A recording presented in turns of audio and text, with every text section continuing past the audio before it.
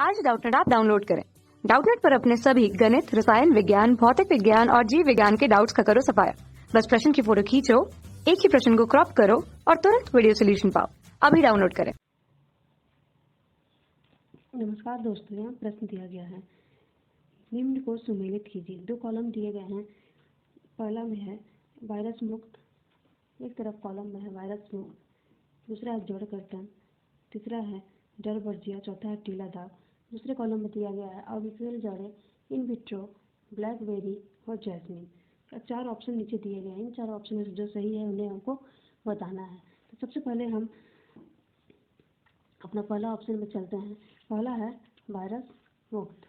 Virus मुक्त का मतलब है, नाम से ही पता चलता है वायरस मुक्त, यानी इसमें किसी भी तरह का कोई वायरस नहीं होना चाहिए।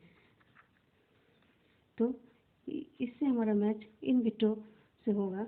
यहाँ पर चारों में से इन विट्रो एक ऐसी तकनीक है जो कि प्रयोगशाला में की जाती है। प्रयोगशाला में की जाती है और इसे किसी टेस्ट ट्यूब में करते हैं। जो यह हमेशा इसी कंडीशन में होती है, तो यहाँ पर वायरस होने की कोई संभावना नहीं रहती है। ये नॉर्मल कंडीशन में नहीं होती है। तो इस तरह हमारा पहला ऑप्शन से दूसरा ऑप्शन मैच करेगा।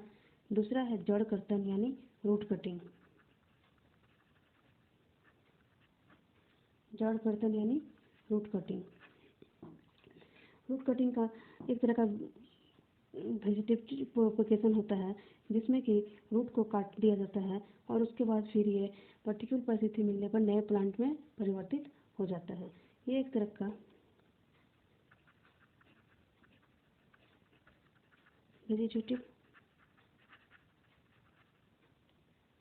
प्रोपगेशन होता है, जिसमें रूट को काट कर, जड़ को काट कर एक नए प्लांट के रूप में उसका डेवलपमेंट हो जाता है। तो इस तरह की रूट कटिंग की प्रोसेस ब्लैकबेरी में देखने को मिलती है। ब्लैकबेरी में जो होता है उसमें इसी विधि के द्वारा प्रजनन कराए जाते हैं, जिसमें रूट बेरी की टिप को काट दिया जाता है और उसके बाद उसे मिट्टी में रखा जाता है। ये और उसके बाद उसमें रूट डेवलप जब तक होता है उससे प्रतिकूल परिस्थिति में रखते हैं और जो कि बाद में एक नए पौधे में परिवर्तित हो जाता है। तो इस प्रकार हमारा जड़ कर्तन से ब्लैकबेरी मैचिंग होता है। ये हमारा बी हो गया, ये हो गया ए। सी है दरबर्जिया। दरबर्जिया दरबर्जिया का कॉमन नाम शीशम होता है। इसमें क्या होता है, अविकल जड़ें पाई जाती हैं, जो कि वेजिटेटिव प्रोपगेशन का ही एक रूप है। इसकी जड़ें भी जब इनकी जड़ों में, दरबर्जिया के जड़ों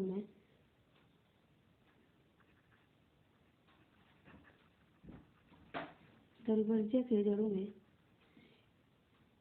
एपिकल मेरिस्टेम पाई जाती है। इसमें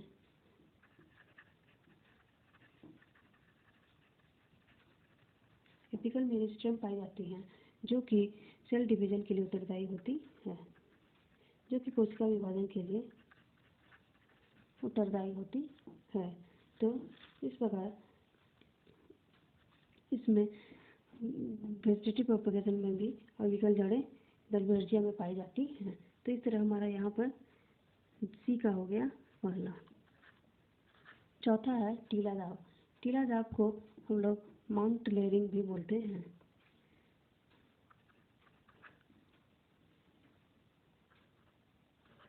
चौथा है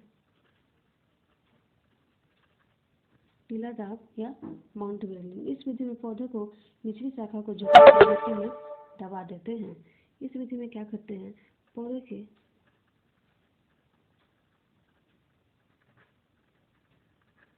निचले भाग को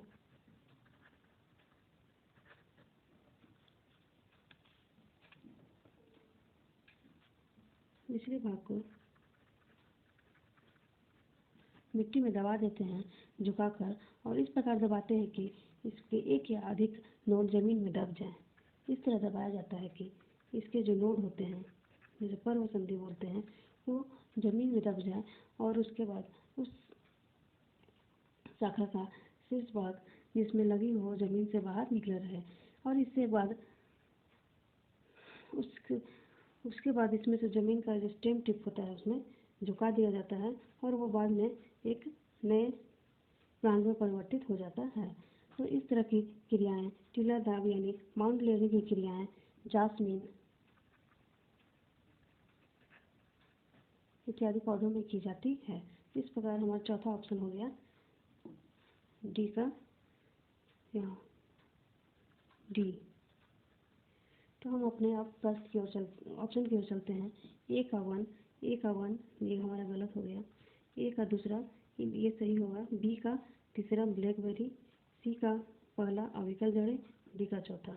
ये हमारा ऑप्शन सही होता है, बाकी सारे ऑप्शन गलत है। धन्यवाद। कक्षा 6 से 12वीं से लेकर नीट, IIT, JEE वो एडवांस के लेवल तक 1 करोड़ से ज्यादा छात्रों का भरोसा।